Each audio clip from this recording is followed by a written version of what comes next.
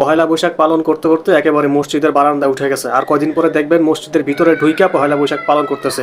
আমার কথা হচ্ছে, এদের কি ন্যূনতম কমন সেন্স নাই, ন্যূনতম মাথায় জ্ঞান নাই? এরা কিভাবে পারলো এই কাজটা করতে? এই বেপরদা হইয়া এই সমস্ত শাড়ি যে সমস্ত পোশাক পরছে, তাদের পেট দেখা যাইতেছে, বুক দেখা যাইতেছে, তাদের ঠিকভাবে পর্দা হয় নাই। এইভাবে করে এই রকমের পোশাক পরে তারা মসজিদের সামনে কি কারণে গেল? তারা সকালবেলা ফজরের নামাজ পড়তে উঠতে কষ্ট হয়ে যায়, আর পয়লা বৈশাখের সময় ঠিকই উঠটা পান্তা ইলিশ খাওয়ার লিগা দৌড়াদৌড়ি লাগায় দেয়। এরা কোন জাতের মুসলমান, কোন জাতের মানুষ? এই দেশে পয়লা বৈশাখের নামে চলে আল্লাহ তাআলার গজবকে জমিনে নামায় আনার একটা প্রতিযোগিতা।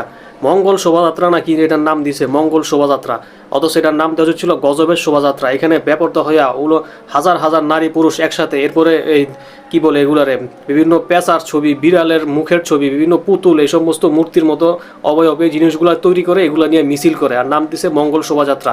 মঙ্গল শোভাযাত্রা তো দূরে থাক, মঙ্গল নামা আর দূরে থাক, গজব নামবে, গজব।